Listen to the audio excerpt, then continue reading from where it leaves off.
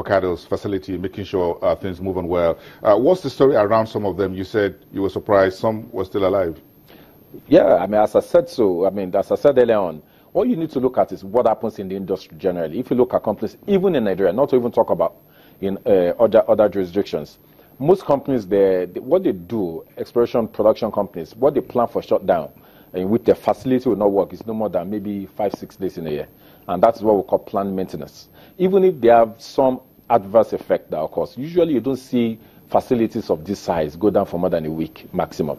But what we faced in the Niger Delta, onshore especially, maybe offshore is slightly better, which is one of the reasons why you see a lot of the IOCs divesting onshore and moving offshore, largely because of the security risk.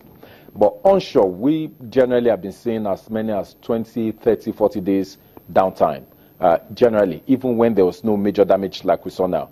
But the major impact here is that we have seen 18 months of downtime. And during these 18 months, most of these companies we're talking about had facilities, had loans to lenders that they still need to be paid. And with or without the shutdown, you still have to make this payment. So it's a huge stress even on the Nigerian financial market, because a lot of these facilities, and when I say loan facilities, we're talking about well over $2 billion collectively from Nigerian indigenous. A lot of that is held by Nigerian financial institutions. But fortunately, we've had a fantastic partner relationship with them. They've been able to bear the storm, and they've been able to learn a lot better from the process also. Well, talk to us about the state of other oil export terminals. Of course, Forcados is not the only one. Sure. What's the industry status as far as these other terminals are concerned? First and foremost, I think Nigeria as a country, we need to do a little bit more on security. Energy security is national security. The other terminals themselves, they might be slightly better off, but what has happened in Forcados has shown that if a determined party is willing to get at you, they will get at you. So, especially the onshore terminals like Bonny and Brass, they need to be better protected by the security. And of course, the offshore terminals like Bonga and Era.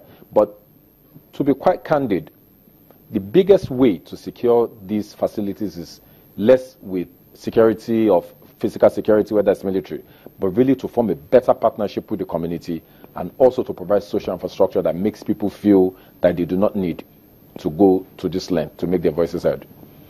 So are you encouraged, therefore, with what this administration has done so far by opening the dialogue page with the host communities?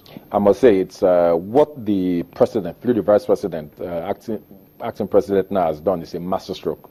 I think they've come to a realization that at some point in the life of a nation, you cannot continue in a war-type engagement with so-called militants or groups that are adversely against your policy in a militarized way. And I think one of the examples I've always looked at is what happens in nations like Colombia, where you have FARC rebel fighting the government for almost 20, 30 years now. The government recently, I think they came to a decision that, you know what, maybe we've been wasting our time. Let's come to a negotiation with these guys and resolve it. It took them 30 years for the Colombian government to resolve this issue with the FARC rebels, and now they're trying to move forward with the nation. We are hoping we do not have to spend 10, 20, 30 years doing the same thing also with militancy. So it was a masterstroke by the vice president at the time, late last year and even early this year, to visit these communities. Is something that even they themselves were caught off guard. I'm talking about the communities itself. Like in our own host community that is affected by the Forcados, which is the Baramatu Kingdom. The vice president's visit to the Baramatu Kingdom, speaking to the guys there, make them realize that, you know what, we understand your pain, talk to us, and let's see what we can do. And the confidence that we have today, both Shell and everyone else, to open up this line is as a result of the engagement by the vice president.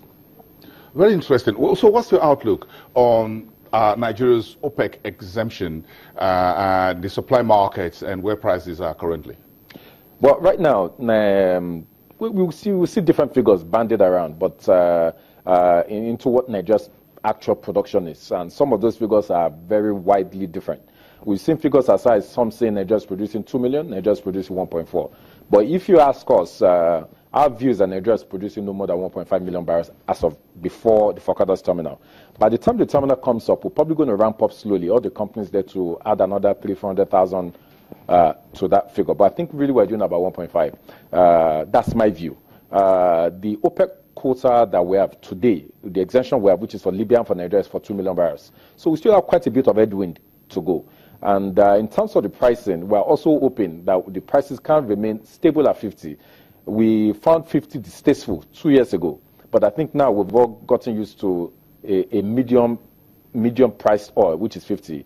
And even the service companies and everybody are started reducing their costs to meet this kind of figures now. When precisely will Forcados come on stream, and are we going to have a bit of a party to that? Does it require anything like, hooray, we're back on stream, or you're still clawing back your losses? We're still clawing back our losses, but if you have a bottle of champagne now, you can open it, because actually the party started a week ago. I'm looking under the table. Well I can't if anyone is here. Well, you didn't bring any.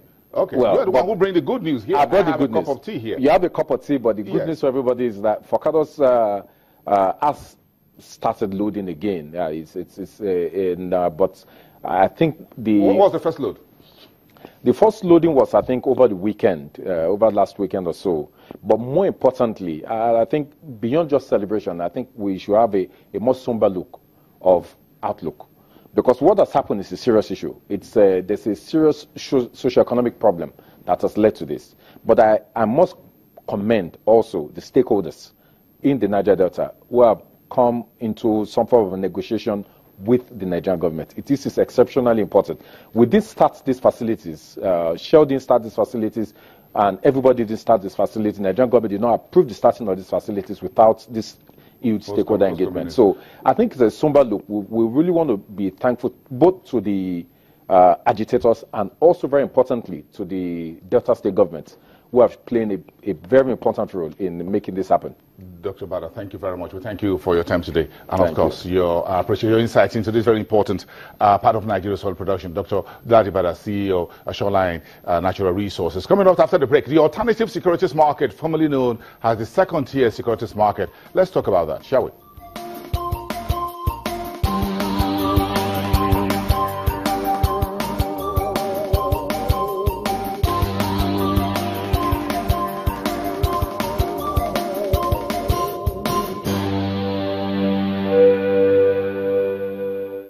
There is a reason Africa is called the new frontier. Once revered for our resources, today's wealth lies in our people. People who build the cities that shape the future. People who know an idea in one place means business in another. A generation for whom technology means there are no borders, no boundaries. We are the new lions in a brave new world.